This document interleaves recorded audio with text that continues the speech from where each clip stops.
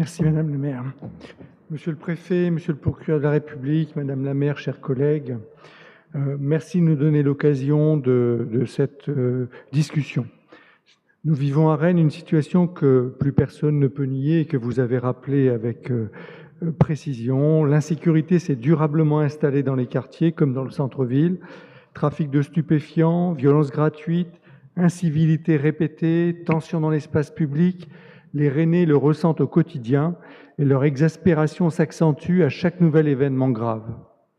Cette insécurité est vécue, subie par de plus en plus d'habitants de Rennes et pose clairement la question de l'efficacité de l'action publique. Nous avons pris acte de votre engagement, Monsieur le Préfet, lorsque vous avez annoncé en février dernier un plan départemental de lutte contre les stupéfiants visant à, je vous cite, « taper fort ». Nous vous demandons aujourd'hui, c'est notre première question, comment cette stratégie va-t-elle concrètement se déployer dans notre ville en termes de ressources humaines et matérielles et de suivi dans le temps? Vous y avez déjà un peu répondu. Monsieur le procureur, de votre côté, vous avez rappelé que la lutte contre les stupéfiants constitue une priorité en lien avec les juridictions spécialisées comme la JIRS et la Junalco. 9 mois après votre arrivée, pouvez-vous nous exposer les grandes lignes de votre politique pénale? Combien de dossiers en lien avec les trafics ont été transmis à ces juridictions depuis septembre dernier? Quel taux de condamnation observez-vous?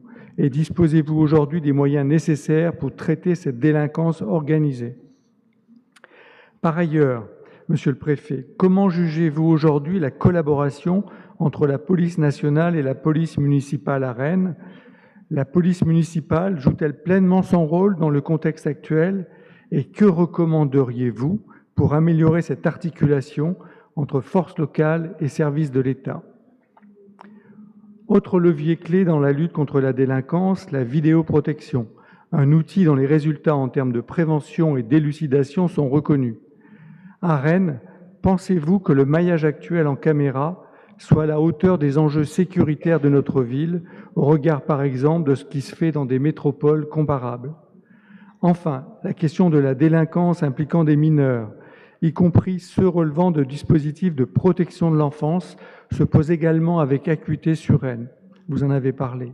Cette situation renvoie à notre capacité collective à accompagner ces jeunes et à prévenir les dérives.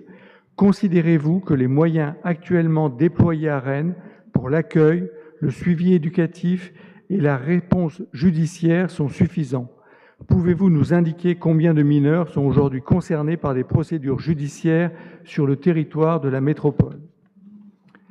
Enfin, Monsieur le Préfet, Monsieur le Procureur, nous vous interrogeons aujourd'hui au nom des Rennaises et des Rennais qui n'en peuvent plus de subir l'insécurité et qui expriment souvent un sentiment d'abandon face à une situation qui ne semble pas s'améliorer.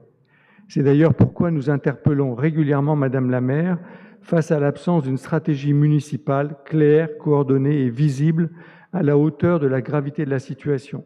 C'est pourquoi nous lui demandons fréquemment de prendre enfin ce sujet à bras-le-corps, loin des dogmes et des tabous.